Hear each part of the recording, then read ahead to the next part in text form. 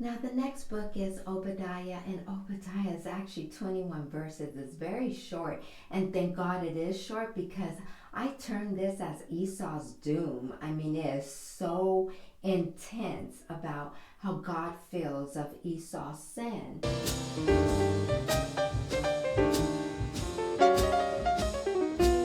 And this is, if you remember, or if you know, or let me explain, when God mentions a name that you know is an actual biblical figure in Scripture, it is not just that person he's referring to. Many of the times when it comes to prophecy, when he mentions the name of an individual that was birthed books before, it's the descendants or the nation of that people that he is addressing, that he is mentioning, that he is referring to, not necessarily that specific biblical figure, although the spirit and the actions and behavior of that figure carry on to their descendants, to their children, to their offspring. He is talking about Esau, the nation now, the nation of Esau, all those that were born after him, because I believe he took several wives that his parents, it was a grief to them. But anyway, it's so short, you can read it on your own. No need to pull out any verses because, like I said, it's intensely destructive. But I want to mention out what Esau's sin that the Lord shares with Obadiah to write this scroll, which is his sin of mockery. He mocked his brother Jacob, and remember, it's not just his brother Jacob, because can you remember any mockery during their lifetime? It is the descendants of Jacob. And so during the time of many of their generations being birthed, God saw that when Jacob was taken and when Jacob was overcome, when Jacob was oppressed, Esau mocked him. And God didn't like that. He doesn't like it when he brings judgment, good or bad, his chosen people or not his chosen people. He hates it when others mock, when they're getting the demise that God brings.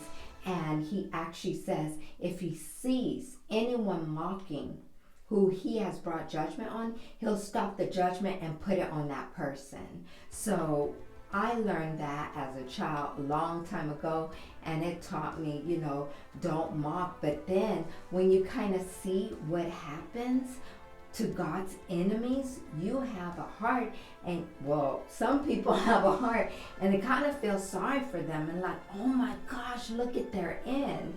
It's very intense thing to fall into the hands of God's wrath. That's why God said, don't be afraid of what man can do to you, because it's all temporary. Be afraid of me, of what I can do to you, which is eternal. Now, this is not to be said to make people afraid and gain salvation out of fear. No, God was sharing this with people who already was granted salvation, but they were going astray in their thoughts and their lifestyle and behavior, and mixing up Torah with Gentile customs. And so Paul wanted to set things straight and say, hey, do not be afraid of man and his customs and the burdens he puts on you. Be afraid of He's the one you should fear and go to and say, Lord, what should I be doing? Because he's the one who has eternity in his hands.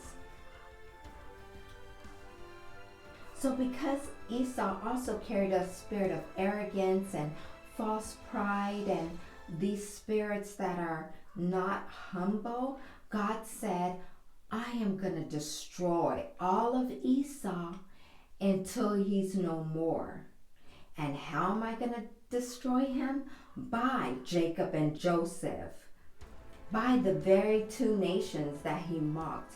Now, my wondering, my concern, my questioning, however you want to put it, my meditations is, did this prophecy already come to pass, or is it yet to come to pass, or did it happen and it will happen again? I have no idea. But when God says something is final, it's going to be final, and he says it's going to be no more. So if he's already done this, 2025 now, that means whoever people think Esau are today, doesn't matter, because they are no more, because he's already manifested this.